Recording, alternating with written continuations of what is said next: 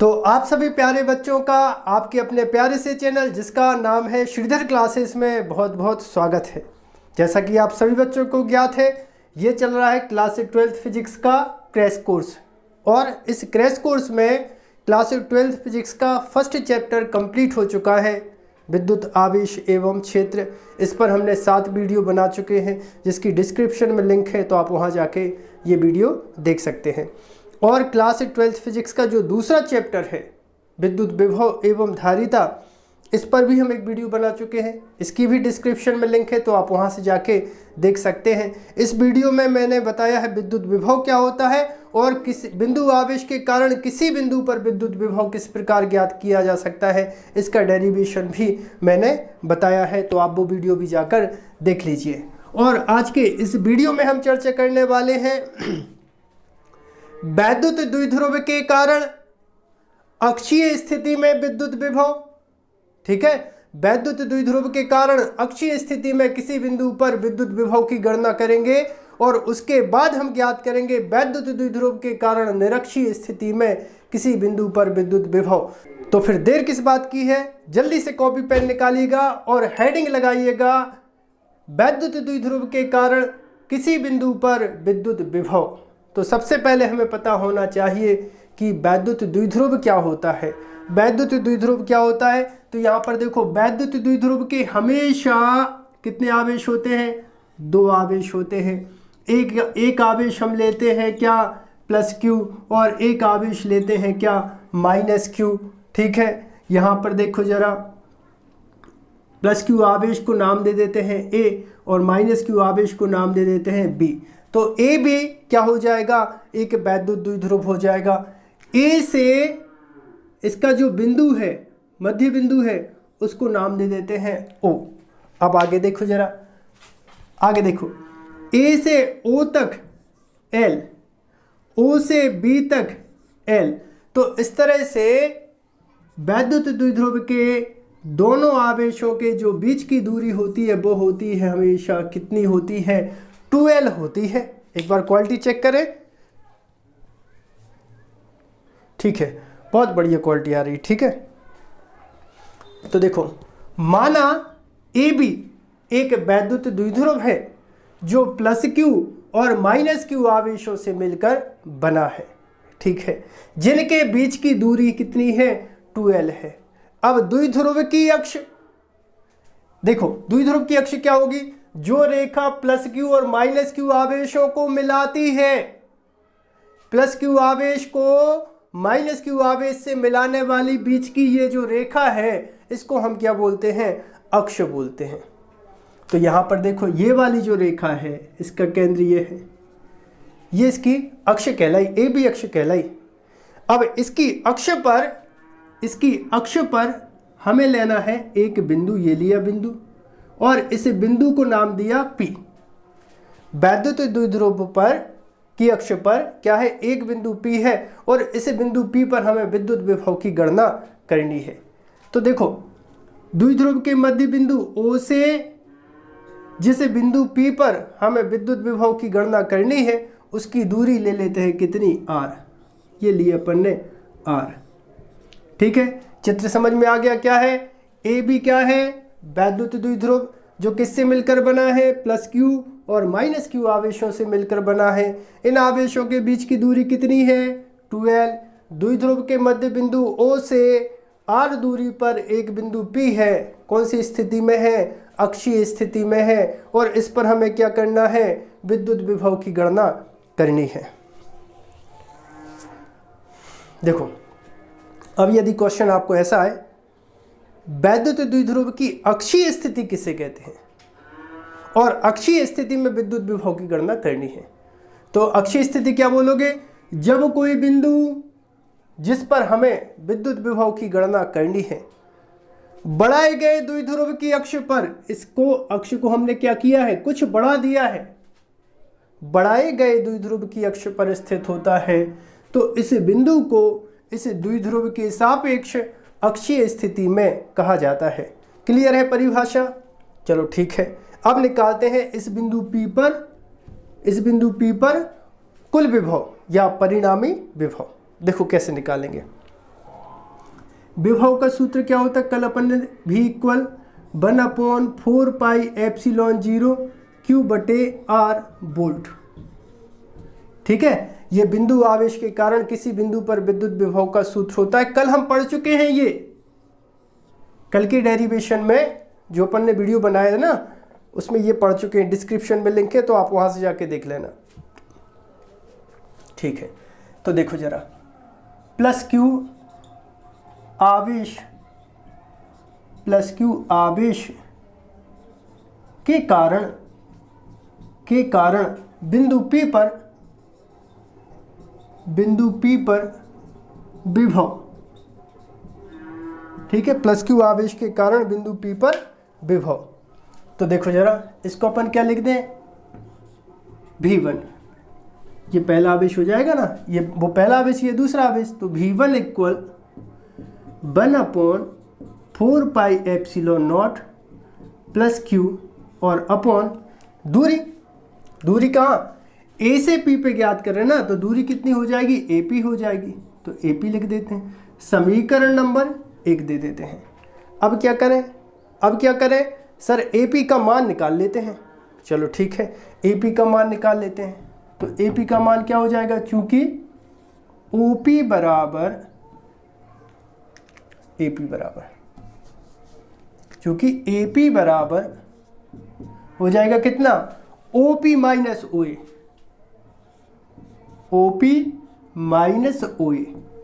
OP में से OA को घटा दो तो AP मिल जाएगा। देखो जरा, यहाँ पर अलग से बना लेते हैं। जैसे ये हो जाएगा बिंदु O के बाद क्या है A के बाद कितना है P। अब क्या मान ज्ञात करना है अपन को, AP निकालना है। तो कैसे निकालें अपन, OP पूरी लंबाई, OP माइनस OA इक्वल कितना हो जाएगा, AP, वही तो अपन को चाहिए है। मतलब क्या, OP माइनस OA करेंगे तो AP मिल जाएगा। मानो रख दे जरा, AP बराबर OP का मान बताओ। देखो OP का मान देखो कितना है, OP का मान R, तो OP का मान कितना लिख दें, OP का मान लिख देते हैं R माइनस OA का मान कितना L, तो यहाँ पर क्या लिख दें, L लिख दें। मतलब AP का मान कितना निकला, R माइनस L निकला। अब क्या करें, अब क्या करना है, समीकरण 1 में मान रख दें। चलो ठीक है, तो यहाँ पर लिख देते हैं क्या, समीकरण 1 में मान रखने पर, समीकरण 1 में मान रखने पर कितना हो जाएगा, V1 इक्वल 1/4πε0 Q अपॉन कितना है AP का मान कितना है R माइनस L, समीकरण नंबर 2। तो प्लस Q आवेश के कारण अक्षीय स्थिति में स्थित बिंदु पर विद्युत विभव इतना होगा। अब क्या करें, माइनस Q आवेश के कारण बिंदु P पर विद्युत विभव की गणना कर देते हैं। तो यहाँ पर लिखो माइनस Q आवेश के कारण बिंदु P पर विभव, सूत्र लगा दो, V2 इक्वल 1/4πε0, फिर कितना माइनस Q अपॉन R, यहाँ का R मतलब दूरी थी, B से कहाँ जाना है P, B से कहाँ जाना है P, मतलब क्या BO में OP जोड़ दो। अलग से बनाए, देखो ये कह रहे हैं यहाँ पर क्या है B है, यहाँ पे कितना है O है, और यहाँ पर कितना है P है। मतलब क्या करें, BO यहाँ पर P है, क्या निकालना है, BP निकालना है। कैसे निकालें, BO प्लस OP इक्वल हो जाएगा BP, बोलो सही है, होगा ना। तो यहाँ पे क्या लिख दें, अभी पहले BP लिख दें और BP का फिर मान कितना निकाला, V2 equal 1/4πε0 minus Q upon BP का मान कितना, BO प्लस OP, BO का मान L, OP का मान R, मतलब क्या लिख दें R प्लस L, समीकरण नंबर समीकरण नंबर 3। ठीक है, वीडियो को पॉज करो, पॉज तो होगा नहीं। ठीक है, तो चलो जल्दी से नोट कर लो।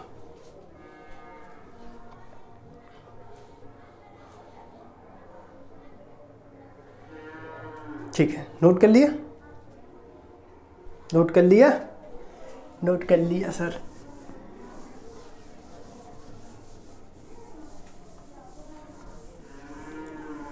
अब देखो, अब बिंदु P पर अपन कुल विभव निकालते हैं। बिंदु P पर कुल विभव, बिंदु P पर कुल विभव, तो कुल विभव V बराबर कितना होगा? V1 plus V2। विभव एक अदिश राशि है, साधारण बीजगणित द्वारा जुड़ जाएगा, है ना। विभव कैसी राशि है? अदिश राशि है, इसलिए V बराबर V1 प्लस V2। विद्युत क्षेत्र की तीव्रता में क्या किया था, याद है? विद्युत क्षेत्र की तीव्रता सदिश राशि होती है। ठीक है, सो V इक्वल V1 का मान 1/4 पाई एप्सिलॉन नॉट, फिर कितना Q upon R minus L, फिर क्या, फिर सर प्लस V2 का मान 1/4 pi epsilon naught Q upon R plus L, R plus L।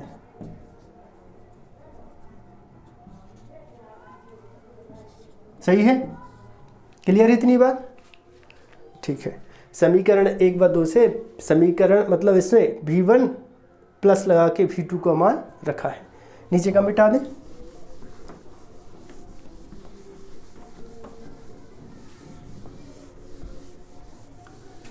अब आगे देखो, कॉमन क्या क्या आ रहा है? यहाँ पे क्या है? माइनस है। क्या कॉमन क्या क्या आ रहा है? V equal Q upon 4 pi epsilon not common ले लो। ब्रैकेट में कितना बचा? 1/R minus L, plus minus minus 1/R plus L। ठीक है, या V equal Q upon 4 pi epsilon not, इसका एलसीएम ले लो तो एक ब्रैकेट में आ जाएगा R माइनस L, दूसरे ब्रैकेट में R प्लस L, ऊपर कितना आ जाएगा? R प्लस L, यहाँ पे कितना आ जाएगा? Minus R minus L। सही है, सही है। सो V इक्वल कितना? Q upon 4 pi epsilon not, यहाँ पर देखो R प्लस L, माइनस का गुणा करो, माइनस R प्लस L। बटे में क्या लिखे सर?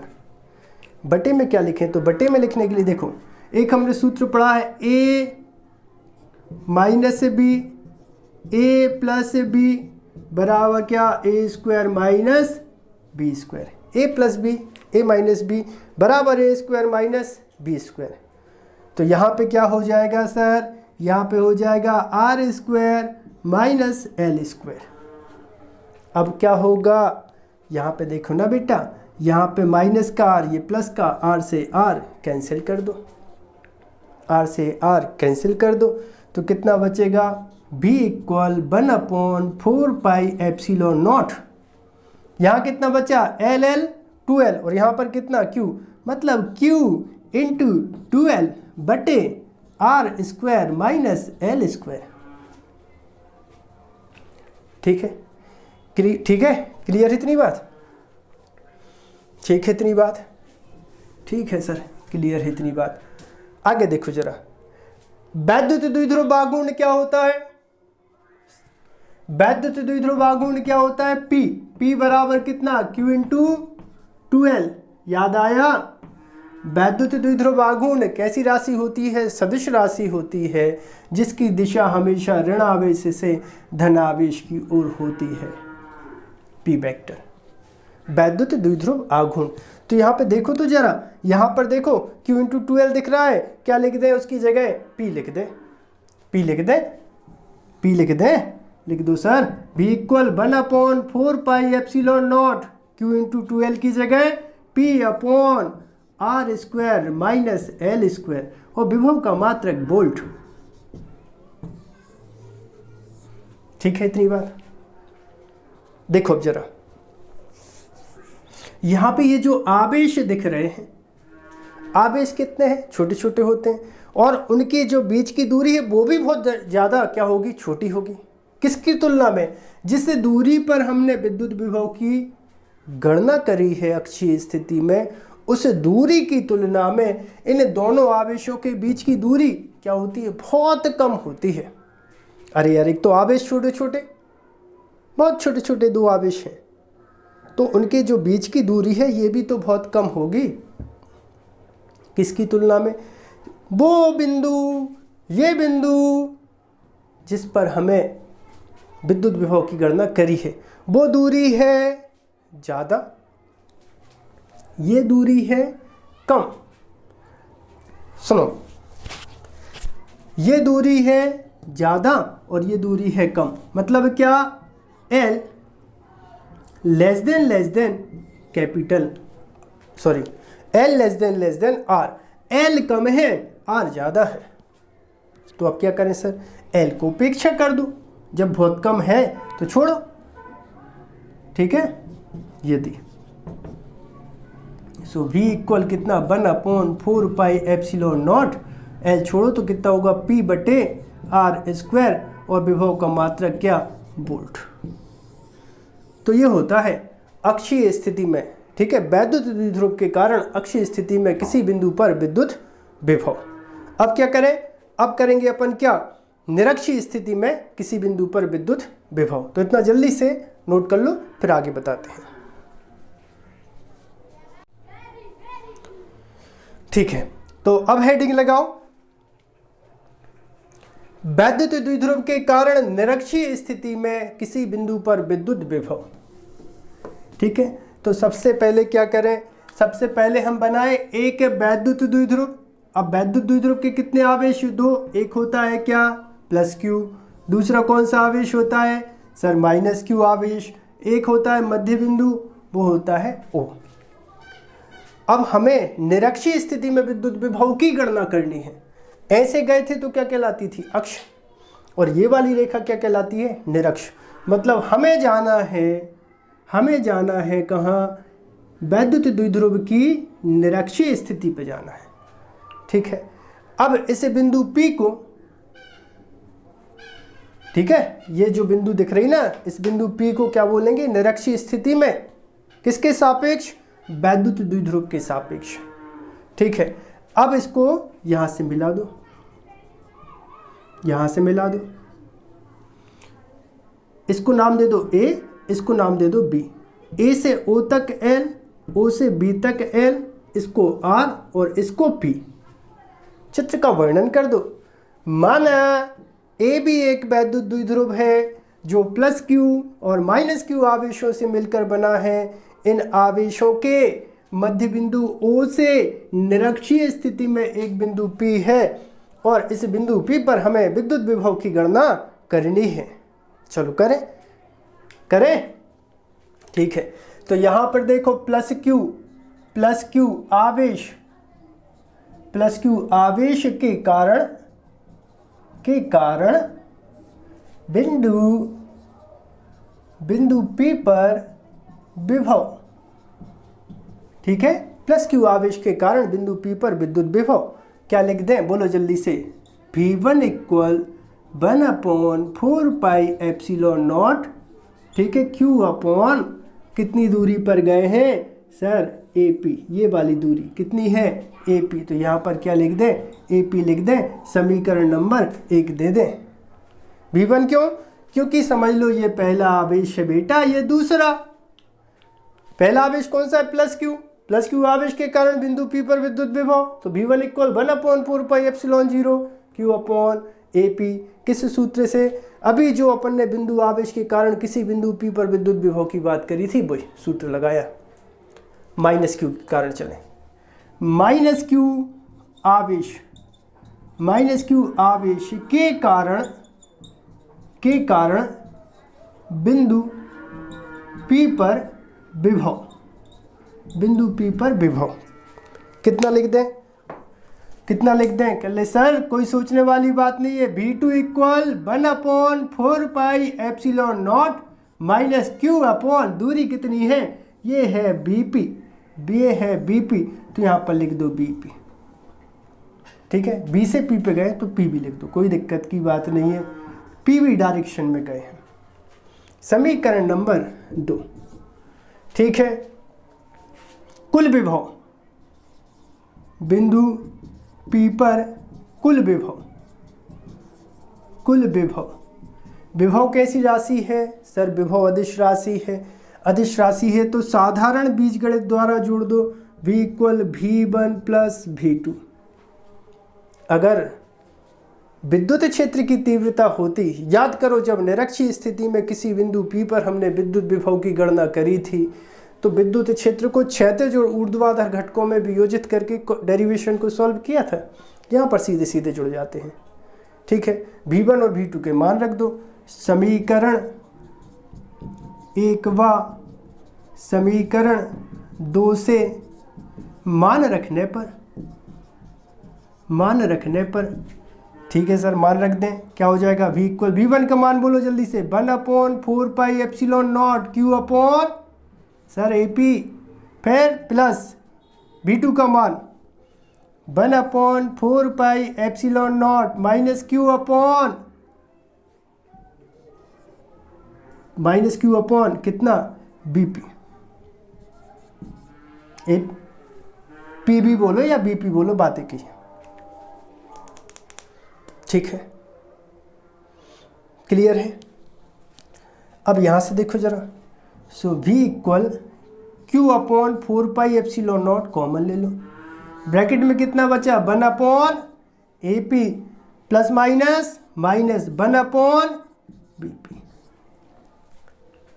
देखो जरा चित्र में देखो जरा, क्या दिख रहा है?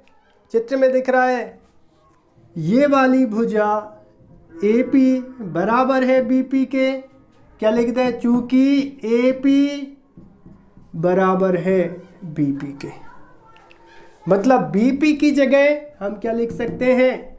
AP लिख सकते हैं, लिख दो।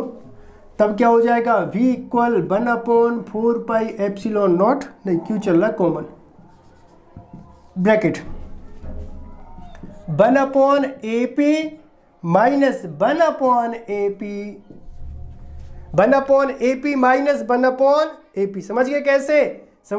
कैसे AP बराबर है BP के। अब 1/AP माइनस 1/AP क्या हो जाएगा? 0। सो v इक्वल कितना हो जाएगा? q/4πε0 गुणा 0। सो v इक्वल कितना? 0। अरे वाह, ये तो समस्या खत्म। मतलब निरक्षीय स्थिति में, ठीक है, वैद्युत द्विध्रुव के कारण निरक्षीय स्थिति में किसी बिंदु पर विद्युत विभव का मान 0 होता है। अतः स्पष्ट है वैद्युत द्विध्रुव के कारण निरक्षीय स्थिति में किसी बिंदु पर विद्युत विभव का मान क्या होता है? 0 होता है। हमें हंसी ये आ रही है क्योंकि हमारे जो सपूत हैं उनने आके बीच में अपन को क्या हुआ? डिस्टर्ब कर दिया। एक बार आओ, हम इनको मिलवाएं आपसे। हेलो करो सबसे, हेलो हेलो बोलो। हेलो। ये हमारा बेटा है, 4th क्लास में है। चलो ठीक, पहुँचो। ठीक है, तो आज की वीडियो में यहीं तक, बाकी देखेंगे हम